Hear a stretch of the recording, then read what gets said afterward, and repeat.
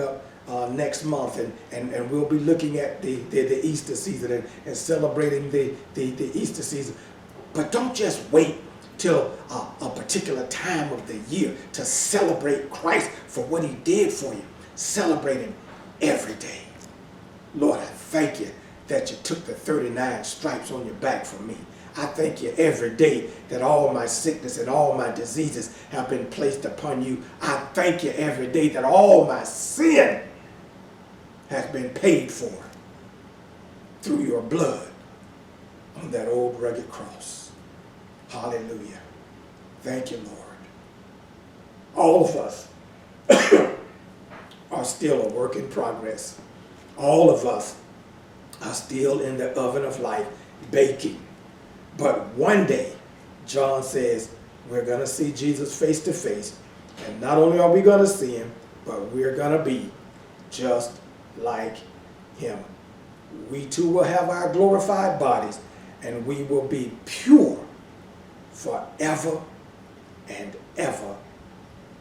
Amen. Hallelujah. And then lastly, we're going to look at the testimony of Jude. Glory, hallelujah. I hope y'all are excited as I am. Amen. The testimony of Jude.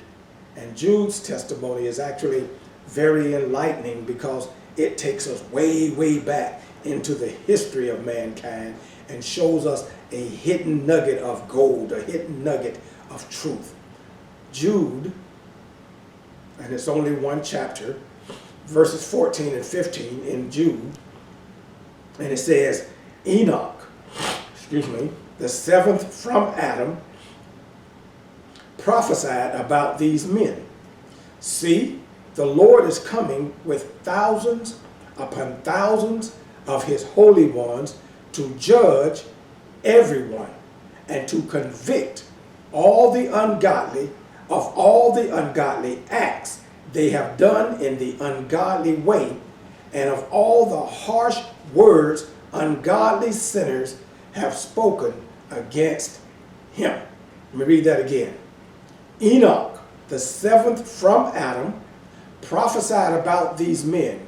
See, the Lord is coming with thousands upon thousands of his holy ones to judge everyone and to convict all the ungodly of all the ungodly acts they have done in the ungodly way, and of all the harsh words ungodly sinners have spoken against him.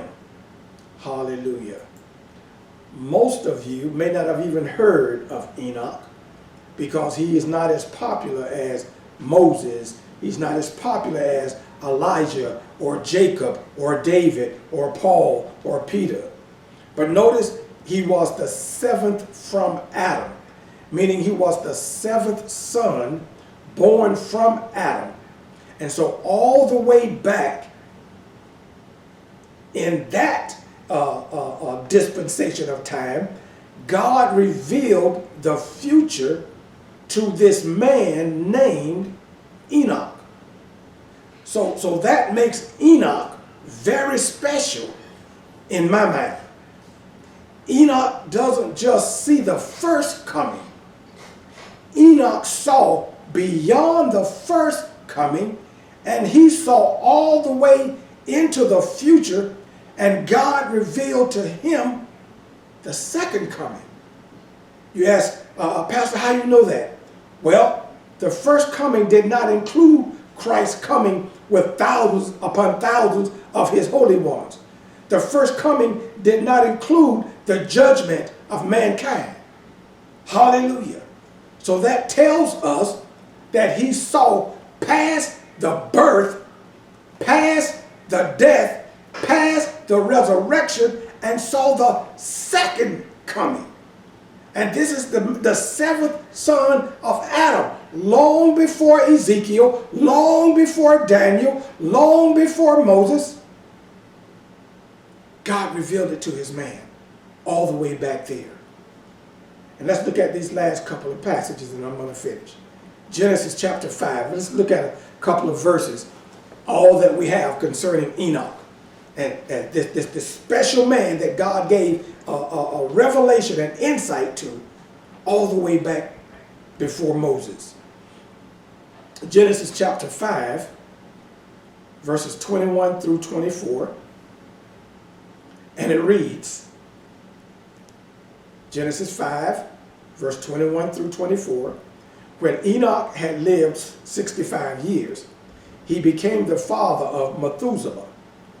And after he became the father of Methuselah, Enoch walked with God 300 years and had other sons and daughters. Altogether, Enoch lived 365 years. Enoch walked with God, then he was no more, because God took him away.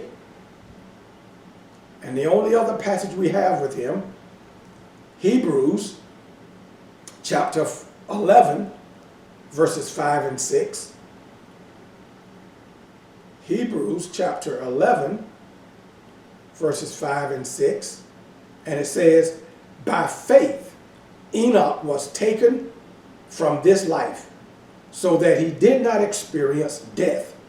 He could not be found, because God had taken him away.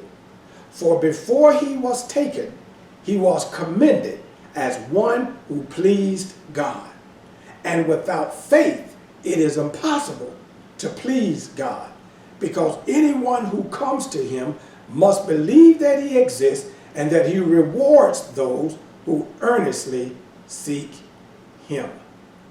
There is an appearance here to me that Enoch was so holy, that Enoch was so righteous, that Enoch so much loved God, that God didn't let him have to experience the evil of his days for a long period of time.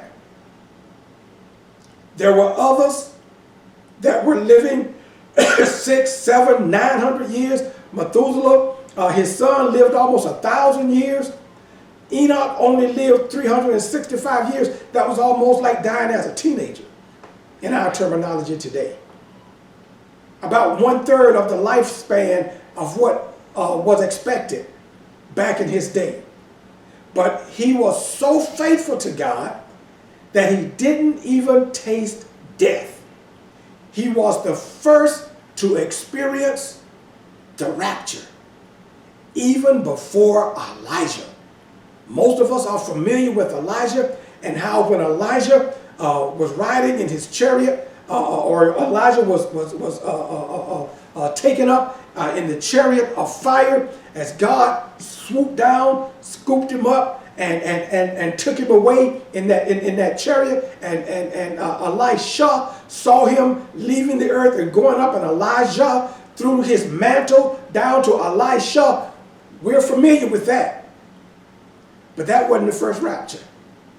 Enoch was the first rapture. He is a type of the church. He was, and then he was not. So shall it be with you and I on the face of the earth here, those of us who are pleasing to God. And we're not pleasing God with our ability to live without sin. We are pleasing to God because of our relationship with the Lord Jesus Christ. And he is perfect. He is without blame.